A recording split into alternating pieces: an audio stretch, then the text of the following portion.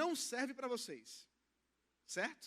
E isso vai ser um grande desafio, mas eu espero que a gente consiga conversar, a gente consiga observar nas Sagradas Escrituras como, de fato, os nossos relacionamentos, e especificamente os nossos relacionamentos amorosos devem ser, ok? Certo? Vamos pedir a Deus que nos dirija nesse instante. Deus maravilhoso, muito obrigado, Pai, pelo privilégio que mais uma vez o Senhor nos concede de ouvir a Tua palavra. E nessa tarde, Senhor, nós rogamos pelas Tuas misericórdias, pela Tua graça soberana, a fim de que o Senhor esteja presente entre nós e conceda pelo Teu Espírito Santo que nós possamos não só aprender da Tua palavra, mas apreender dela como podemos viver segundo a Tua vontade.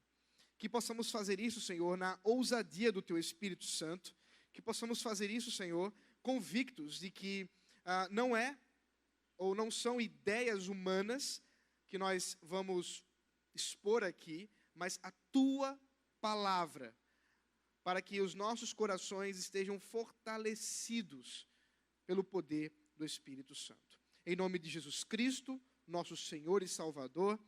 Amém. Gente, falar de relacionamento, e especificamente falar de relacionamentos amorosos, ou esse espetáculo que nós vivenciamos todos os dias, é um grande desafio, seja a idade que nós estejamos pensando. Eu tenho 3 filhos, um com 7, uma menina com 6 anos e uma outra menina com 3. Então, um menino com 7 e 2 meninas, 6 e 3 anos. E falar de relacionamento para elas, ou para eles, os 3, é também um grande desafio. Porque por menor que você seja, ou por maior que você possa ser, por mais velho ou mais novo, os relacionamentos, a discussão ou a conversa, o assunto dos relacionamentos é alguma coisa que pesa, é alguma coisa que envolve. Por quê? Eu quero explicar isso para vocês em breve, mas especialmente porque nós vivemos em uma sociedade caída. Nós vivemos em um mundo caído. E por conta dessa queda do pecado, nós vivemos relacionamentos quebrados. Nós vivenciamos todos os dias relacionamentos que, de uma forma ou de outra, desonram ao Senhor. Que, de uma forma ou de outra, desafiam a verdade de Deus. Seja porque nós estejamos sendo ofendidos por esses relacionamentos, sejam porque nós somos os ofensores. E eu quero, nessa tarde, conversar com vocês, refletir com vocês sobre o grande desafio que todos nós temos que ter para obedecer a Deus, para honrar ao Senhor, para obedecer a Sua palavra em um mundo que não obedece. Em um mundo que se orgulha de estar livre das amarras, das cadeias de uma religião, mas obviamente está amarrado e preso a outra religião, uma religião que é contrária à verdade de Deus. E isso, sem dúvida, faz parte da vida de vocês. Eu tenho certeza que todos vocês aqui veem e presenciam coisas desse tipo.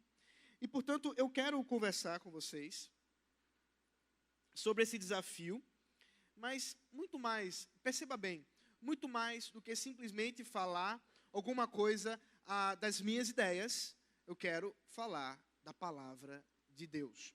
Porque se a palavra de Deus não convencer vocês, não será o que eu vou tentar falar para vocês que vai convencer, tá bom? Eu quero que vocês sejam convencidos pela palavra de Deus. Eu queria começar falando um pouquinho do jardim. E vocês conhecem a história. Em Gênesis capítulo 1, fala-nos da criação, como Deus criou todas as coisas e como é que Ele designou, significou todas essas coisas segundo a sua vontade. Mas no capítulo 2, de forma mais específica, o texto começa a nos falar de como Ele criou o homem e a mulher.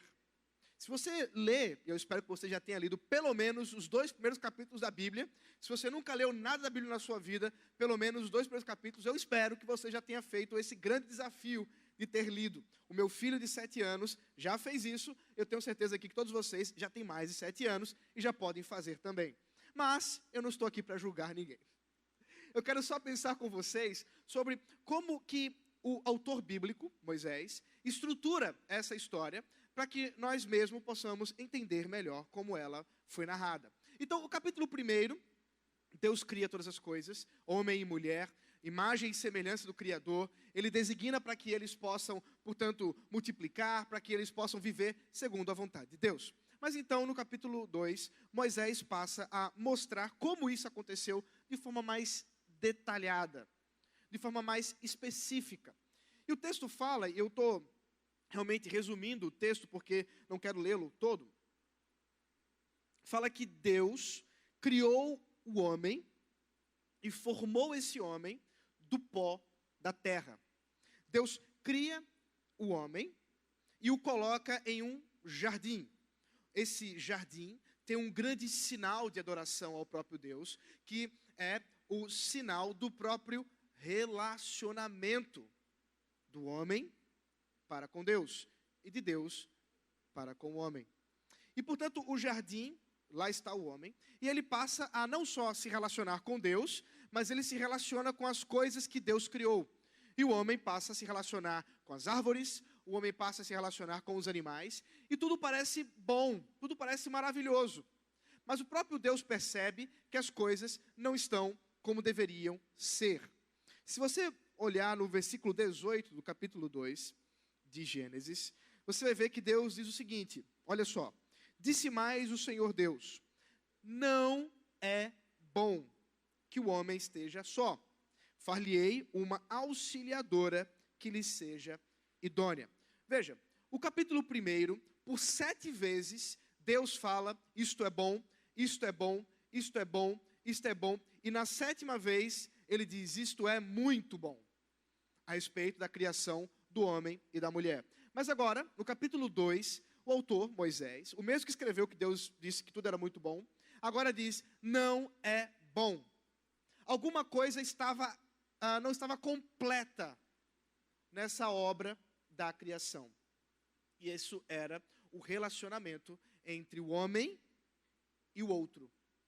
Especificamente, a outra. Não é mesmo? Deus havia criado Adão. Adão estava ali.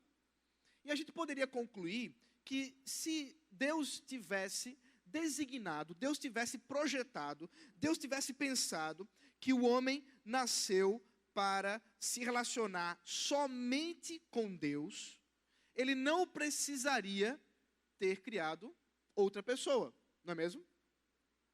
Mas ele criou. Ele criou a mulher. E curiosamente, não do pó da terra. Vocês lembram como foi que a mulher foi criada? De onde foi? Da costela de Adão. Ela foi criada do próprio Adão, a fim de que fosse de forma improvável, ou melhor, irrefutável, melhor dizendo, que a mulher e o homem pertencem a uma mesma natureza, a uma mesma carne. Aqui a gente já observa algumas coisas interessantes sobre a própria característica do homem e da mulher. Deus designou que homem e mulher fossem iguais em natureza, iguais em relacionamento com Deus, ainda que diferentes entre si. E essa diferença é proposital, porque quando Deus diz que cria o homem segundo a sua imagem e semelhança, ele precisa estabelecer no homem uma natureza, uma característica que realmente aponte para a natureza do próprio Deus. E vocês lembram que Deus, ele é um único Deus, certo? Mas quantas pessoas? 3 pessoas. Deus é um único Deus, mas ele também é 3 pessoas. E se você achou que isso era complicado, Deus resolveu explicar isso. Como? Ele cria o homem e cria a mulher para estabelecer uma humanidade em características distintas, como o Pai, o Filho e o Espírito Santo são distintos. Portanto, quando Deus cria o homem e Deus cria a mulher, Ele realmente, propositalmente, Ele cria diferenças. Homem e mulher são diferentes, ainda que sejam iguais. Assim como Deus Pai, Deus Filho e Deus Espírito Santo são diferentes, ainda que sejam iguais. É importante que a gente observe e estabeleça os fundamentos bíblicos e teológicos dos relacionamentos, para que a gente possa observar por que as distorções dos relacionamentos que nós vemos hoje são tão terríveis. Porque elas não são apenas contra o ser humano, mas elas são contra a natureza do próprio Deus. Quando nós queremos estabelecer uma igualdade virtual, uma igualdade irreal entre o homem e a mulher, como se os dois não tivessem distinções, não tivessem funções, papéis distintos dentro da estrutura que Deus criou, nós estamos negando a própria diferença do Deus, que é 3 e 1. Nós estamos, portanto, atacando o próprio Deus. Eu quero que vocês percebam isso, para que a gente possa desenvolver o argumento a respeito dos relacionamentos. Portanto, Deus não criou o homem apenas para se relacionar com ele, mas Ele cria o homem para se relacionar também com outro. E é nesse sentido que nós somos criados por Deus para entendermos a nós mesmos como identidade e também entendermos o nosso próximo com a alteridade. Vocês conhecem essa palavra? Alteridade. Já ouviram ela? Ela é menos conhecida. Mas a alteridade também foi criada por Deus. E a alteridade, ela é exatamente esse reconhecimento do outro. Esse reconhecimento que existem pessoas ao meu redor e que Deus, de fato, estabeleceu para que eu me relacionasse com elas. Para que eu pudesse ter relacionamentos, conversas e poder falar, poder dizer e caminhar com essas pessoas, assim como nós fomos chamados para caminhar com Deus. Esse, portanto, essa é a forma que Deus criou, estabeleceu a todos nós lá no Éden. Todos nós, filhos de Adão e Eva, somos estruturalmente criados por Deus para relacionamento. Um relacionamento pactual. Isso é interessante para a gente entender aqui. Deus é um Deus da aliança. Deus é um Deus do pacto. E Ele se relacionou com o homem e a mulher pactualmente. O que isso significa? Que os nossos relacionamentos, seja com Deus ou com o outro, eles não são simplesmente relacionamentos aleatórios, mas eles são relacionamentos de confiança. Eles são relacionamentos em que há afeto, há amor, mas há também confiança. Quando eu falo com vocês, vocês me ouvem, e vocês estão, ainda que não me conheçam, pressupondo que o que eu estou falando, de fato, eu acredito, certo? Vocês confiam no que eu estou dizendo, porque Deus nos criou para confiar uns nos outros. Deus nos criou em um relacionamento de aliança. E eu faço uma aliança com vocês aqui, enquanto nós estamos conversando. Uma aliança de que o que eu estou falando, de fato eu creio, e de fato eu acredito ser a verdade. Assim como, eu espero, que enquanto vocês ouvem, vocês estão estabelecendo uma análise, vocês estão pensando, será que o que ele está dizendo de fato é a verdade? É isso que eu preciso crer? Ok. Então, você está também realizando esse pacto, essa confiança, porque Deus nos criou assim. Louvado seja o seu nome por isso. Mas então Deus cria o homem e Ele cria a mulher. E nós aprendemos também nesse texto, no capítulo 2, agora no versículo 23, a primeira declaração, ou a primeira coisa que o homem de fato fala com outra pessoa. E a primeira vez que isso acontece é uma belíssima poesia. O homem faz um poema para essa mulher. Veja aí, versículo 23, se você está com a Bíblia na mão.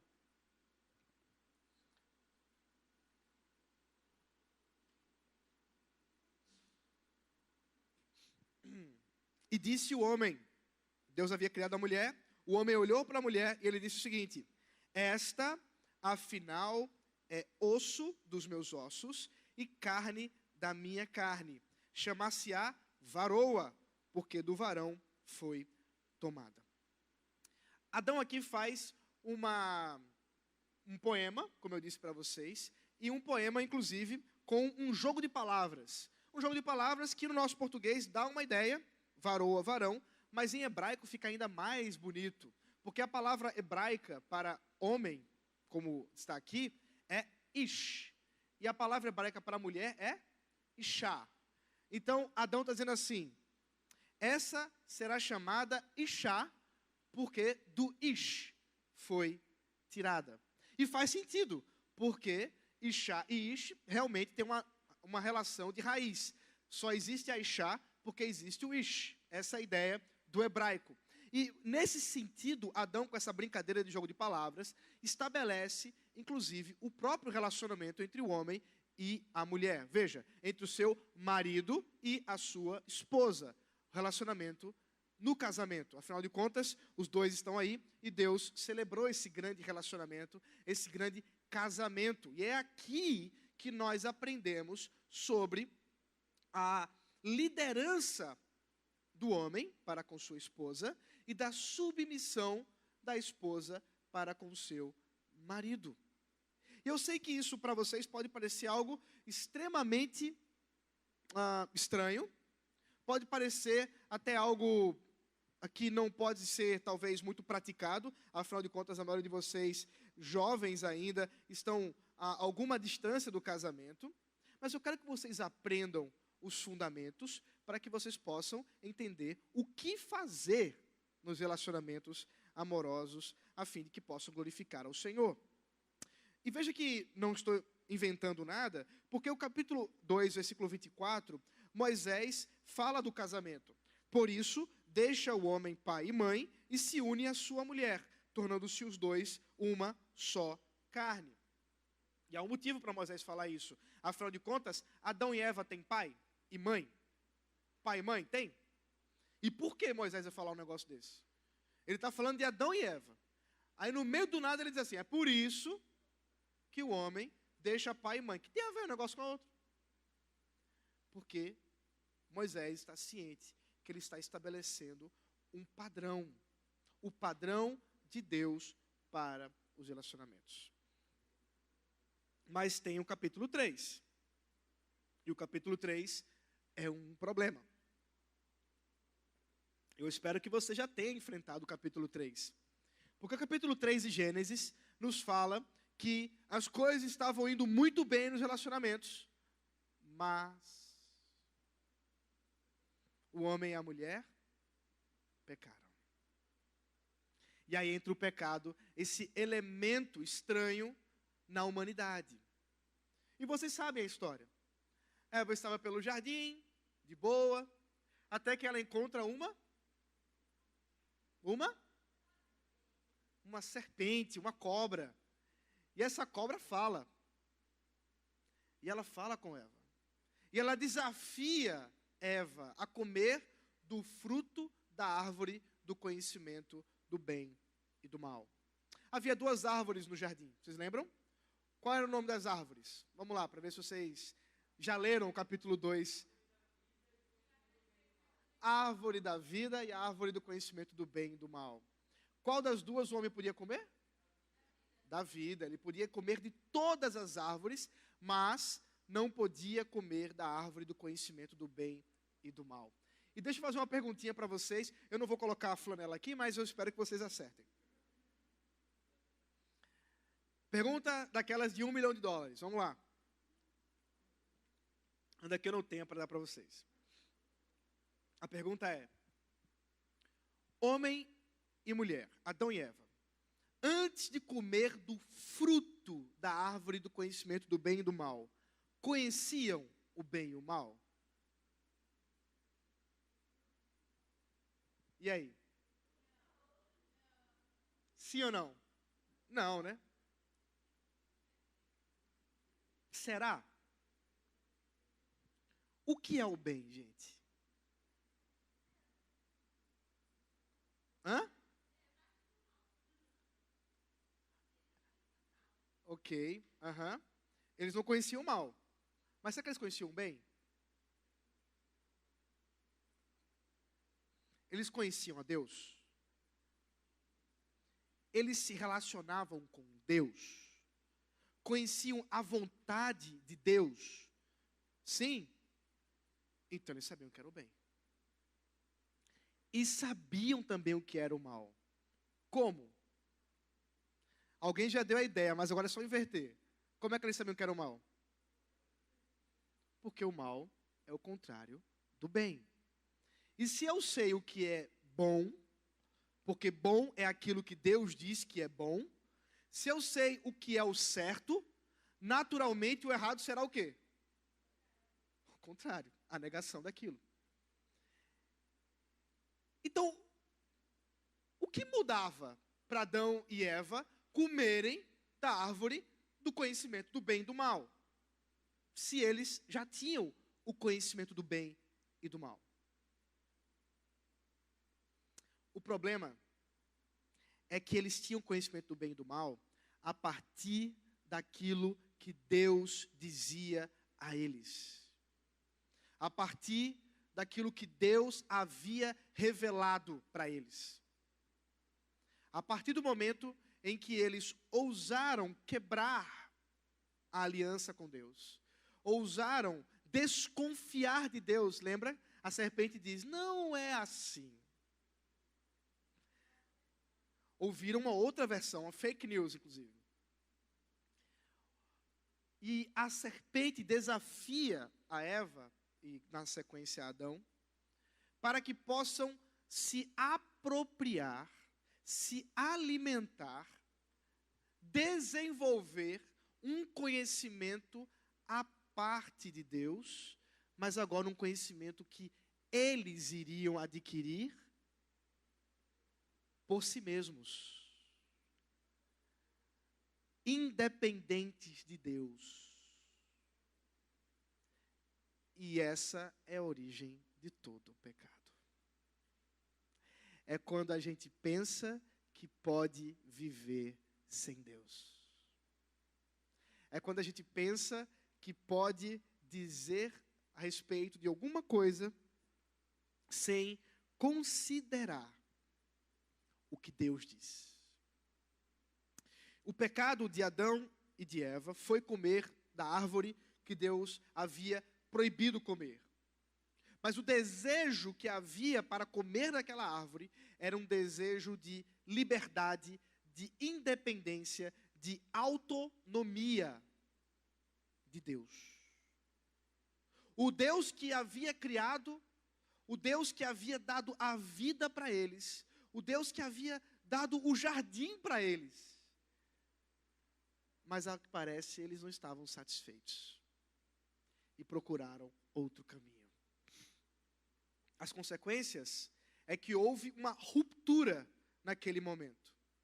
Uma ruptura entre o relacionamento do homem e da mulher com Deus e um com o outro. E aí nós entramos no nosso problema. É que o texto nos fala, no capítulo 3, versículo 16, veja aí.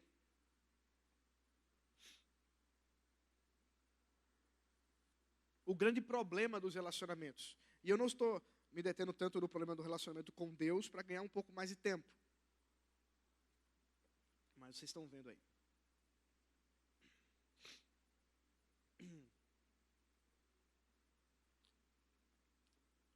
16. E a mulher, Deus disse, multiplicarei sobremodo os sofrimentos da tua gravidez. Em meio de dores darás luz filhos. O teu desejo será para o teu marido e ele te governará. Tem alguma coisa errada aqui nessa história. Porque nós tínhamos um relacionamento harmônico, em paz, entre o homem e a mulher. mas agora as coisas estão quebradas. Os relacionamentos estão quebrados. E o que acontece? Homem e mulher agora estão desejosos do seu próprio querer. Porque assim como eles buscaram autonomia para com Deus, agora buscaram autonomia para com um ao outro, a fim de que eles estivessem fazendo da sua própria vontade, do seu próprio querer, dos seus próprios desejos, contrários aos desejos do outro, mesmo que isso ofendesse, machucasse o outro. O que nós vemos aqui em Gênesis 3 é exatamente a situação que nós nos encontramos ainda hoje. O mundo sem Deus, o mundo sem redenção, é um mundo caído, eu disse a vocês. E todos nós provamos desses relacionamentos quebrados.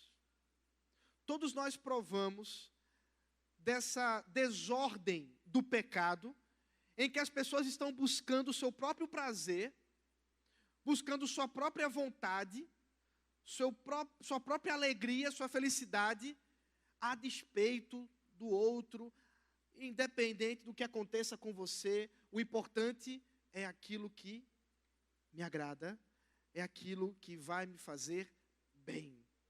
A gente vive assim. Existe uma propaganda que todos vocês estão envolvidos nesse sentido. Já não bastava o coração de todos nós estar caminhando para isso, um desejo pela satisfação, não bastava isso. Ainda há na nossa sociedade uma propaganda, um estímulo para que você possa viver independente, autônomo de Deus e dos outros. Coisas do tipo assim: você precisa se amar.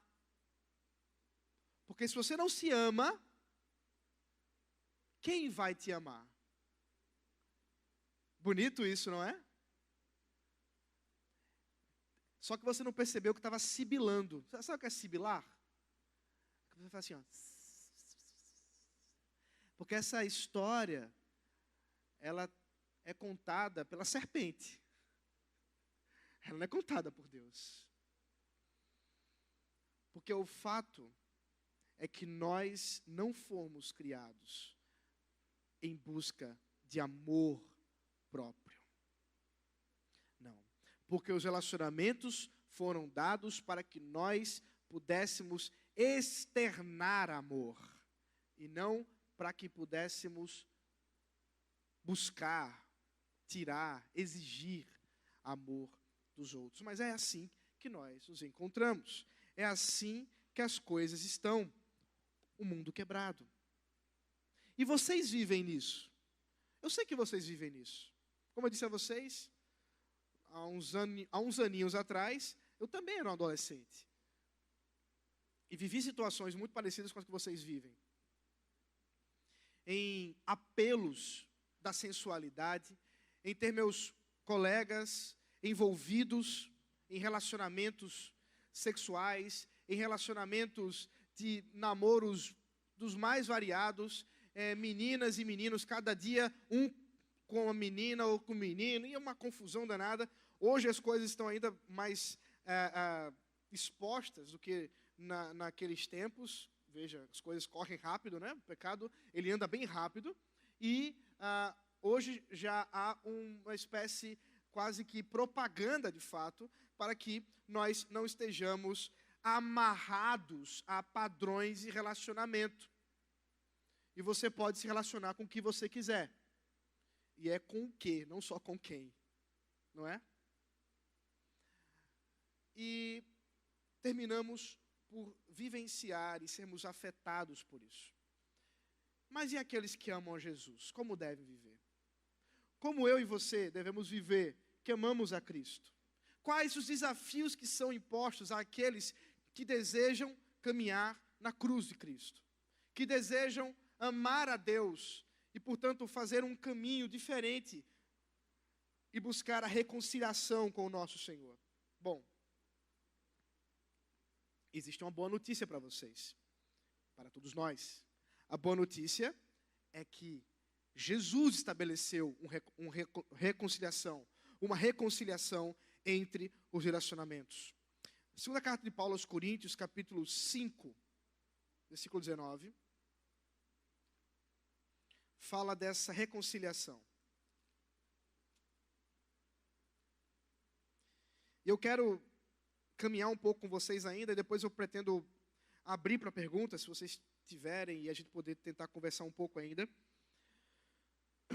Mas Paulo diz assim, a partir do versículo 18, ora, tudo provém de Deus, que nos reconciliou consigo mesmo por meio de Cristo, e nos deu o mistério da reconciliação, a saber, que Deus estava em Cristo reconciliando consigo o mundo, não imputando aos homens as suas transgressões, e nos confiou a palavra da reconciliação. Olha a esperança aqui, gente. Eu sei que a coisa estava meio tensa. Eu sei que o negócio estava complicado, mas deixa eu trazer a luz para vocês no meio dessas trevas que nós vivemos. Cristo, naquela cruz cruenta, naquela cruz sangrenta, Ele reconciliou o homem consigo, com o próprio Deus, como reconciliou cada um daqueles por quem Ele morreu, para que pudesse viver também reconciliado com o outro, com o próximo. É possível ter relacionamentos porque Cristo amou. Agora a gente percebe o padrão que é estabelecido, não é aquele mundano, mas um padrão de Cristo. Porque Cristo amou e entregou sua vida, nós podemos amar. Porque o amor procede de Deus. 1 João capítulo 4, versículo 7. Amemos uns aos outros porque o amor procede de Deus. Ah, ok, então as coisas podem ficar mais fáceis. Porque Cristo amou, nós podemos nos relacionar. Porque Cristo amou, nós podemos amar. E perceba que até então eu estou realmente falando dos relacionamentos como um todo. Do amor que você faz para com seus pais, do amor que você tem para com seus irmãos, para com seus amigos, para com suas amigas, para com seus irmãos em Cristo. Tudo isso está fundamentado no amor de Cristo. Não é possível amar sem Cristo. É possível imitar. É possível até fingir. Mas amar sem Cristo não é possível, porque o amor procede de Deus. Ele vem de Deus. E ainda que os ímpios, de fato, manifestem algum tipo desse amor, eles não o fazem de modo completo, como nós somos chamados a fazer. Como nós devemos fazer. Porque o amor procede de Deus, o amor se manifesta em Cristo, e o amor consiste nisso. Que Ele nos amou primeiro, e que nós somos chamados a esse amor. Gente, nós podemos observar, diante desses fundamentos da palavra, que é possível viver nesse mundo quebrado, e é possível, sim, ter relacionamento. É possível ter amizades que edificam, é possível, inclusive, ter relacionamentos que visem glorificar a Deus no amor e naquilo que eu quero chamar de amor romântico. O namoro. Mas o namoro é também uma coisa um tanto complicada, não é mesmo? Como é que a gente define namoro em nossos dias, hein? Complicado? Deixa eu fazer uma pergunta antes de pensar um pouco namoro com vocês. Se eu perguntasse para você, pega a Bíblia na mão, me mostra qual é a base bíblica para namorar. Quem pode me dar um texto?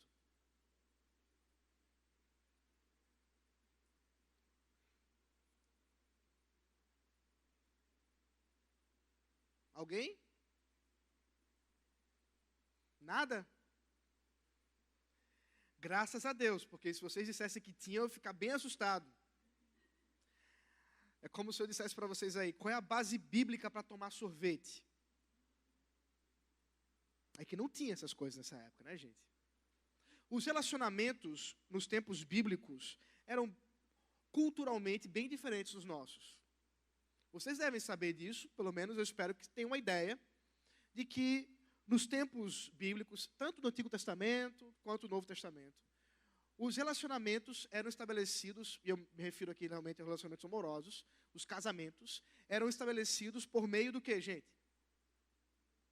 Quem que decidia isso aí? Os pais. Os pais. Em geral, você tinha os pais que faziam alianças com os pais de outra pessoa, e às vezes até mesmo antes de nascer a criança, a coisa já estava acertada. E, portanto, a paixão era muitas vezes desenvolvida em segundos, no meio do casamento. Vocês lembram da história de Isaac e Rebeca? Linda história romântica da paixão de segundos, não é mesmo? Ali sim é paixão à primeira vista. Vocês lembram da história? Abraão estava envelhecendo, seu filho crescendo, Sara, sua esposa, havia morrido, e Abraão estava preocupado que Isaac tomasse para si uma esposa pagã, uma esposa daquela região pagã que eles viviam. Então, Abraão chama o seu servo Eliezer e diz, olha só, você vai voltar lá para a minha terra e vai trazer a esposa de Isaac. Você vai trazer a esposa para o meu filho lá da minha parentela, porque ele precisa ter uma mulher que ame ao Senhor, que caminhe com Deus do pacto. Então Eliezer vai procurar essa mulher, vai orando, pedindo a Deus como é que as coisas vão acontecer, e vocês sabem, Deus conduz assim, e o casamento é feito por procuração. Já viram o casamento por procuração? Eu tenho uma amiga que casou por procuração. Ela casou com o sogro. O sogro estava com a procuração do marido dela, que não estava presente no cartório no dia do casamento. Então ele tinha uma autorização para representar o filho no momento daquela celebração de casamento. Não é romântico, eu acredito. Ela inclusive chora toda vez que lembra disso. Mas acontece. E lá estava Eliezer com a procuração de Abraão, e o casamento foi feito ali. Quando Eliezer diz, você quer ir comigo para a casa do meu senhor e ali estabelecer uma família com Isaac? E ela disse, sim, casou. E não foi exatamente uma aliança no dedo, mas foi um piercing no nariz que ela ganhou. Se você não sabia disso, depois dá uma olhada lá no texto. E ela ganha, então, o piercing no nariz e vai junto com Eliezer para se encontrar com Isaac. Elas estão chegando, e Isaac está por ali, e de repente ele avista a moça, e ela coloca o véu no seu rosto, e ele já mata a charada. É a minha mulher, é a minha esposa. Então ele a toma e leva para a cabana de Sara, sua mãe que havia morrido, onde ali ele foi consolado pelo Senhor e pela sua esposa. Então, veja, o casamento não foi muito bem acertado pelos noivos, não é mesmo? Ainda que ninguém tenha sido forçado, mas perceba que é bem diferente do que, em geral, nós estamos acostumados a ver, correto? E aí? Será que é assim que tem que ser? Então, se a gente for fundamentar biblicamente os nossos relacionamentos, será que nós deveríamos estabelecer esse aspecto como o aspecto bíblico, a fim de que os nossos pais... Você gostaria que seus pais agora fizessem uma aliança com algum pai, mãe de alguém, e então você descobrisse alguns dias antes, ou talvez algumas horas antes, finalmente quem seria o seu marido ou sua esposa? Sim? E aí? E aí? Um desafio, não é? É um desafio, eu sei. Mas eu quero falar com vocês sobre os princípios bíblicos para que nós possamos falar de namoro. Porque, como eu disse a vocês, nós não temos texto bíblico para falar de namoro. E talvez o que eu tenho para dizer para vocês seja alguma coisa que vai desafiar muito vocês. Talvez alguma coisa vai levar vocês a refletir muito sobre como vocês vão agradar a Deus hoje. Mas lembra, tem 10, tem 20 anos para frente e mais que isso, se Deus assim permitir. A gente precisa redefinir o termo namoro, porque namoro realmente é alguma coisa na nossa sociedade que é não bíblica, que realmente é um relacionamento que envolve-se em geral, veja, em geral, como alguma coisa que não está relacionada com a vontade de Deus. Talvez você saiba do que eu estou falando. Namoros que envolvem compromissos, que envolvem alianças, que envolvem responsabilidades dos dois, um para com o outro, inclusive responsabilidades íntimas e sexuais, e que, obviamente, são pecaminosas. Isso é pecado. Então, como que a gente pode esperar desse espetáculo dos relacionamentos, o relacionamento em obediência ao Senhor? A gente precisa considerar aquilo que a gente encontra na Bíblia. E o que a gente encontra na Bíblia não é namoro, mas a gente encontra os princípios para o noivado e para o casamento. Não é? Isso tem, não tem? Se eu perguntar para você, tem base bíblica para o noivado, para casamento, vocês acham, não acham? Eu espero. Muito bem. Então a gente precisa estabelecer os critérios bíblicos para o noivado e para o casamento, para a gente entender qual fase nós podemos pensar no namoro. E eu digo isso aí, ó. O namoro deve ser, em primeiro lugar, uma amizade com vistas ao casamento. E aí talvez esteja um dos pontos que muitas vezes se destaca no meio do nosso mundo caído. É porque o namoro geralmente envolve-se, muitas e muitas vezes, em um relacionamento que é muito mais que uma amizade e às vezes é muito menos que uma amizade. Porque muitas vezes o namoro, ele desafia as suas amizades. Quantas pessoas não abandonam os seus amigos para que possam viver um relacionamento de namoro? Vocês conhecem alguma coisa assim? Ou estou falando uma coisa muito absurda? Não sei, vai que, né? Mas o namoro deveria ser, ou deve ser, em primeiro lugar, uma amizade. Amizade porque é uma fase de conhecimento.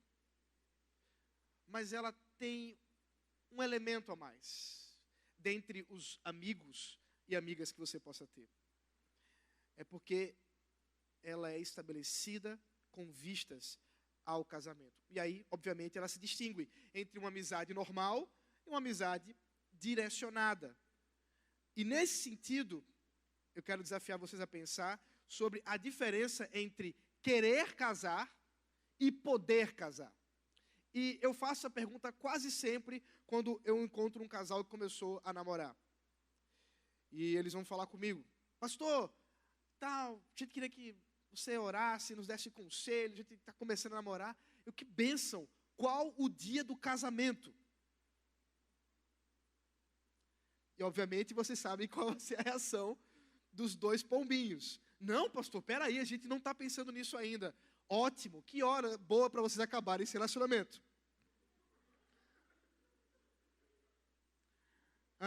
É um problema, não é? Por quê? Porque se eu estou falando, e eu acredito que é o correto pensarmos diante das Escrituras, que o namoro, que esse relacionamento romântico, ele deve ser estabelecido com vistas, de fato, a um casamento, a uma aliança, a um compromisso real e perpétuo. Então, o namoro deveria envolver pensar em casamento. E pensar em casamento deveria envolver poder casar. Poder casar. E é um problema, né? Lá estão dois jovenzinhos, lindos e maravilhosos, no alto dos seus 12 anos. E eles estão namorando, e eu pergunto para eles: e aí? Vocês já estão pensando em casamento? Sim, a gente pensa. Daqui a uns 30 anos, talvez. E isso é um problema. Porque se o relacionamento está sendo estabelecido não com vistas ao casamento, ele está sendo estabelecido com vistas ao quê, gente? E aí? Vamos lá.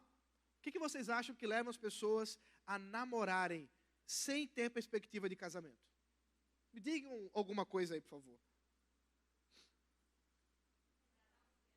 Hã? Reservar o seu. Reservar o seu é uma boa. É quase a ideia assim, os pais já combinam antes, né? Já resolvia mais fácil até. Outra sugestão. Carência. É boa essa também, é boa. E aí, o que mais? Pressão. Pressão é uma coisa que realmente leva as pessoas a namorarem, porque elas veem os outros namorando, eles não têm os mesmos princípios, mas termina caindo na mesma ideia. Bom, gente, tem muitos princípios, ou tem muitas coisas que a gente poderia pensar aqui. Mas eu costumo chamar esses namoros, que não têm visto ao casamento, de namoros recreacionais. Essa seria a diferença. Existe o namoro com vistas ao casamento, reais vistas, eu sou míope, né? Então, se eu tiro o óculos, eu passo a ver vocês bem embaçados. Eu só vou conseguir enxergar distinção de rostos, assim, bem pertinho, e aí eu não posso ir muito mais perto por causa do Covid, né? Mas aí, voltando aqui, eu preciso do óculos para enxergar de longe. E o namoro deve ser míope também, porque ele tem que ser com vista ao casamento bem próximo, e não uma vista futura de 20 anos, né? Quando não é isso, ele é um namoro o quê? Recreacional. Ele é um namoro para quê? Para passar o tempo. É um namoro para recrear. É um namoro para extravasar as nossas carências, para tentar responder às pressões, para tentar reservar o nosso. É uma tentativa de estabelecer nossos desejos, de tentar suprir alguma coisa que nos falta. Mas não é um namoro com vistas ao casamento.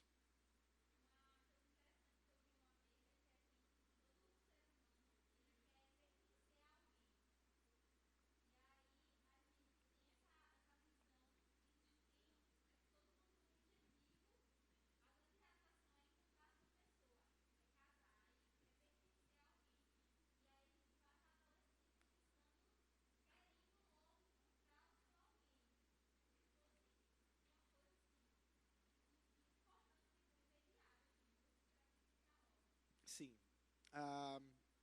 Nossa sede de pertencimento, né? Nós temos um desejo. Vocês ouviram o que ela falou? Provavelmente não, né? Deu para ouvir? Ah, que benção. A acústica aqui é uma benção. Se fosse na minha igreja, seria impossível, mas que bom. Que é uma quadra, toda aberta. Esquece. Então, nós temos, de fato, uma sede por pertencimento. E temos assim por quê? Lembra? Quem nos criou? Alguém lembra quem foi que nos criou? Darwin? Não, foi Deus. Deus nos criou. E Ele nos criou, de fato, com essa sede por pertencimento. E qual o problema? É que muitas vezes o desejo desenfreado por um relacionamento romântico, por um namoro, é uma tentativa de pertencer, é uma tentativa de suprir essa necessidade de pertencimento. Mas Deus nos criou para pertencer a quem?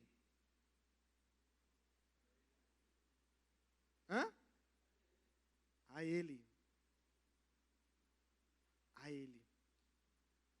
E aí entra o problema. É porque eu estou procurando um lugar fora de Deus, lembra do Éden? Para responder os meus anseios, para responder às minhas necessidades. Nem o casamento pode resolver meu problema de pertencimento. O nome disso é idolatria. Quando eu estabeleço um lugar, um alguém, alguma coisa, para suprir a carência que só Deus pode fazer, suprir. Porque Ele nos criou assim, para pertencer a Ele. E pertencendo a Ele, sendo satisfeitos nele, cheios dele, nós podemos relacionar, nós podemos viver uns com os outros. É por isso que casamento não traz felicidade. Filhos não trazem felicidade. Terminar a faculdade, conseguir um bom emprego, não traz a felicidade. Porque nada disso foi criado para trazer a felicidade. Somente Deus, somente o meu relacionamento com Deus pode me encher completamente. E esse é o grande ponto do problema em que nós muitas vezes pecamos e desobedecemos a Deus em busca de encontrar esse alguém, esse pertencimento ou coisa do tipo fora do próprio Deus. Como é que a gente pode pensar o namoro? Por isso que eu estou falando para vocês, é um desafio. É um desafio, porque nós vivemos em tempos em que nada disso está sendo considerado, tá, gente? Nós estamos refletindo alguma coisa que, com certeza, boa parte das pessoas que você conhece nunca refletiu, tá? Por isso eu estou querendo desafiar vocês. No que consiste esse namoro? Olha aí o curto período da miopia. No qual um homem e uma mulher aprofundam a amizade e investem no conhecimento de Deus em conjunto, um do outro e das famílias respectivas. Um curto período no qual um homem e uma mulher aprofundam a amizade e investem no conhecimento de Deus, do outro e das famílias. Esse relacionamento, ele precisa envolver a Deus em primeiro lugar. E aqui, gente, a gente nem entra no mérito da discussão do tipo assim, pastor, mas será que eu não posso fazer aquele namoro missionário? Vocês conhecem o namoro missionário? Evangelístico? É aquele que você namora, né, um incrédulo, um ímpio, né, a fim de que ele se converta, a fim de que ela se converta. Mas eu oro, pastor, a gente ora junto e tudo, é uma bênção. Não dá, gente, porque nós estamos falando de padrões distintos de vida. Deixa ele converter primeiro. Ora pela conversão antes de namorar. Se quer namorar, então ora. Ora, jejua, vai lá. Quando Deus der a resposta, aí você vai. Mas não pode falar isso para ele, não. Porque às vezes ele converte por causa de você. Então, precisa ser um aprofundamento do conhecimento de Deus. De Deus. Isso muitas vezes é um problema. Porque o casal se fecha um no outro e esquece de Deus, esquece dos amigos e da própria família. Precisa ser também um conhecimento um do outro. Claro, é um namoro para que um possa conhecer o outro.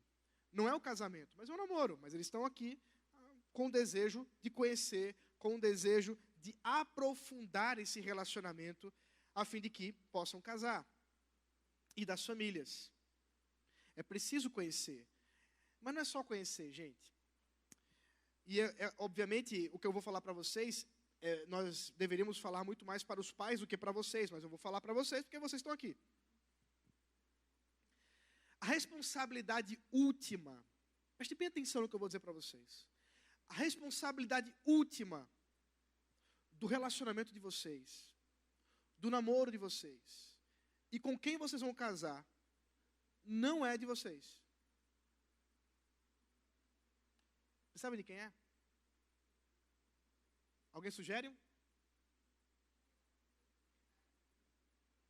Seus pais. Deus estabeleceu os seus pais como responsáveis seus. Eles não são responsáveis apenas financeiros seus. Eles não são responsáveis apenas civis, né? Se você cometer aí alguma barbaridade, eles vão ter que responder. Não. Eles são seus responsáveis em termos também de relacionamento. Mas, infelizmente, isso está meio perdido por aí, não é? Isso é uma coisa meio cringe, né? Bem cringe isso aí. Isso não está na moda. A ideia de você chegar para o seu pai e para a sua mãe e estabelecer com eles uma aliança e um pacto. em que vocês juntos vão se responsabilizar juntos e vão estabelecer critérios juntos de quem vocês podem se relacionar. Tá pesado? Desculpa. Eu só posso dizer daquilo que Deus nos ensina.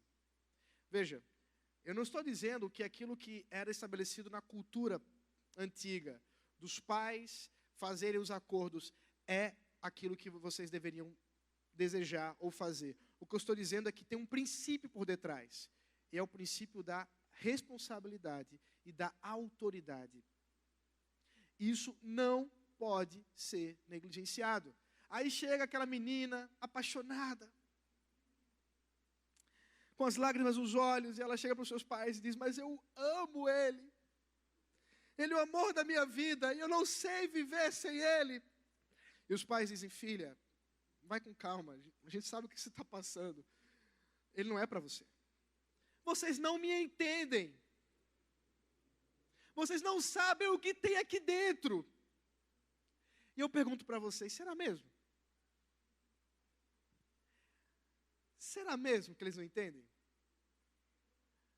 Ou será que eles, sabendo um pouquinho mais, com um pouquinho mais de experiência na caminhada, estão vendo alguns passos ali na frente e o problema que ali se faz? Gente, é claro que eu estou estabelecendo princípios gerais. E vocês podem perguntar do tipo assim: pastor, meus pais não são crentes. Um dos critérios deles é que eu não posso namorar crentes. E aí?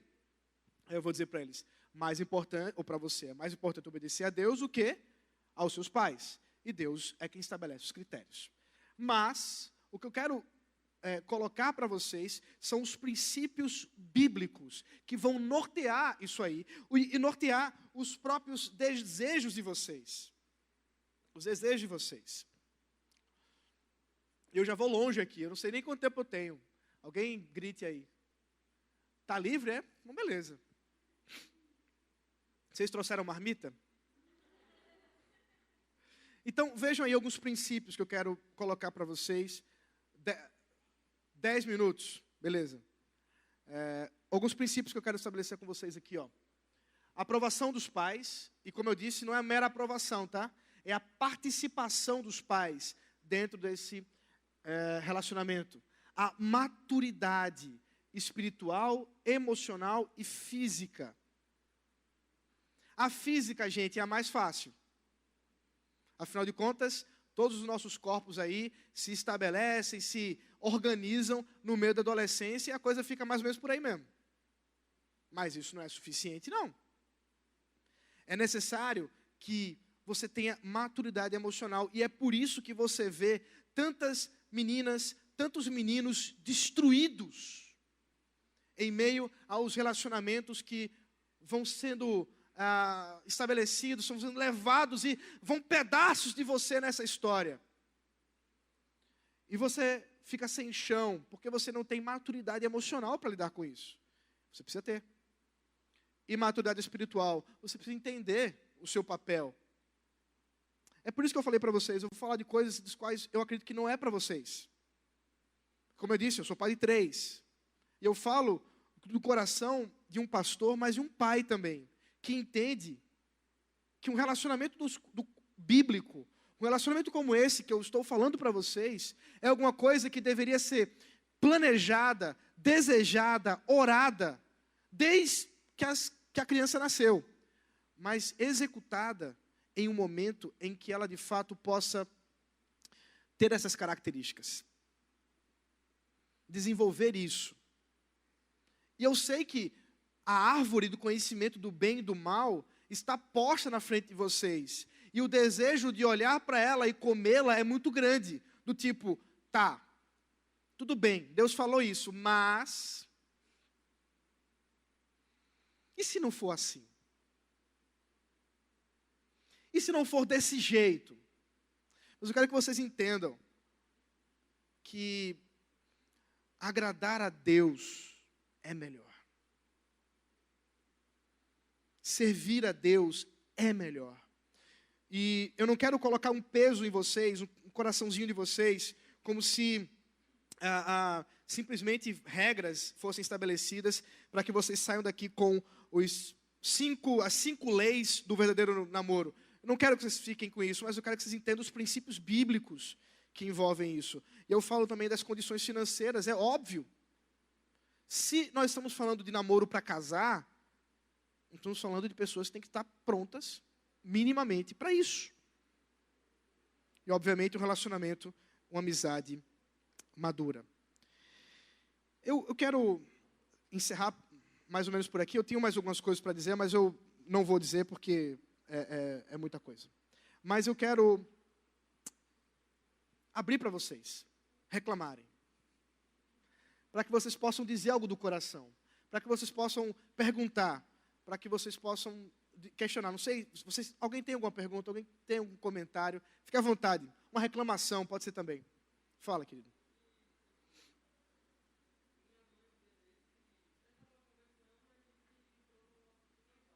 Aham.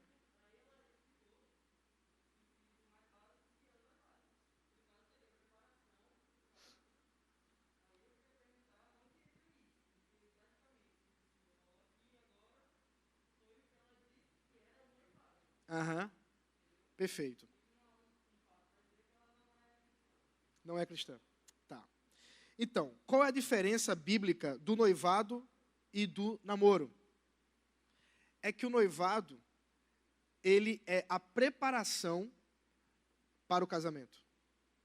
O namoro é uma amizade com vistas ao casamento. O noivado é a preparação do casamento em si. Um casal cristão deveria noivar marcando a data do casamento. A gente marca a data do casamento e agora estabelece os aspectos para poder casar. Sei lá, alugar uma casa, comprar os móveis, e etc. e tal. Entendeu? Esse é o aspecto. No namoro você não deveria fazer isso. Isso seria um passo além do que você precisaria dar no namoro. Eu sei que eu estou falando com vocês de um relacionamento que exige maturidade, que exige um tempo, de fato. Porque eu acredito que só existem 2 formas de você viver esse relacionamento de namoro nesse mundo caído. A vontade de Deus, com vista ao casamento, e a vontade do mundo recreativo.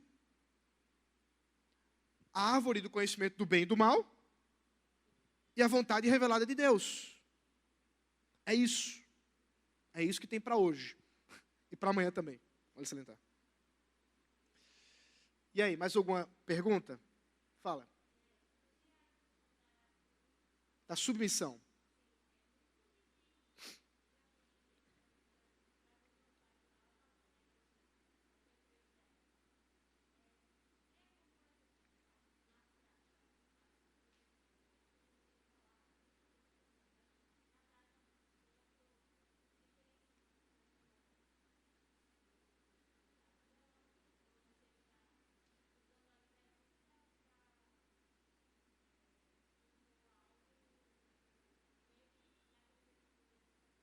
Uhum. Perfeito. Eu precisaria, obviamente, mais 1 hora para falar sobre submissão. Mas eu vou tentar ser bem resumido para você, tá? Submissão bíblica não é subserviência. Na verdade, os relacionamentos quebrados criaram 4 tipos de extremos errados. Ou pelo menos 4 possibilidades. Um homem déspota, autoritário, que usa sua força para dominar a sua mulher. Um homem banana, que conhece a expressão homem banana, né? Fraco, que não toma decisões. Uma mulher subserviente, uma mulher fraca, uma mulher que aceita qualquer coisa e sofre e não usa da sua sabedoria para ajudar o seu marido. Uma mulher dominadora, manipuladora, forte, que usa da sua malícia para estabelecer a sua vontade. Então, eu falei de 4 possibilidades ruins, quebradas pelo pecado. como que isso deveria ser na versão bíblica? Um homem que lidera o seu lar para o bem, para a glória de Deus e para o bem da sua mulher, da sua esposa. Então ele não lidera para si, ele lidera para sua esposa. E uma mulher que é submissa a Deus e ao seu marido em honrar a ele, mesmo quando ela não concorda com o que ele está dizendo.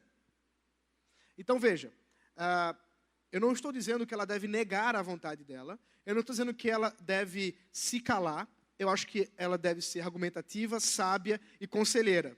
Mas ela deve saber que, no final das contas, Deus estabeleceu a responsabilidade do seu marido para a tomada de decisões, como estabeleceu a responsabilidade dos seus pais na sua tomada de decisão hoje. Isso é a estrutura bíblica. E ela não tem direito. Ontem eu fiz um casamento. E aí uma das coisas que eu falei para a esposa foi: você vai ser submissa ao seu marido e você vai ouvir o que ele vai dizer, você vai ser sábia, vai aconselhá-lo, mas no final das contas, se ele tomar uma decisão que você não concorda, você não pode dizer, eu não falei, no final das contas, porque isso já seria submissão. E esse é o grande desafio para todos nós. Para o homem, tomar uma responsabilidade de liderança em amor à sua esposa, assim como para a mulher ser submissa, mesmo no seu desejo de autonomia para com Deus e para com o próximo. Ajudei? Que bom. Mais alguma pergunta, gente? Não? Certeza? Ótimo. Deixa eu orar com vocês, então. Obrigado, Pai, por esse tempo de reflexão, por esse momento que temos para pensar sobre relacionamentos. Abençoa, Senhor, para que possamos nos agradar da Tua vontade, para que possamos, ó Deus, ter a ousadia de Te servir e fazer o Teu querer, mesmo diante das possibilidades da desobediência nesse mundo caído. Abençoa, Senhor, a cada um aqui, para que aquilo que foi dito não apenas seja algo que seja interessante, mas muito mais que produza frutos à Tua glória. Em nome de Jesus Cristo, amém. Amém. Muito obrigado, gente. Deus abençoe vocês.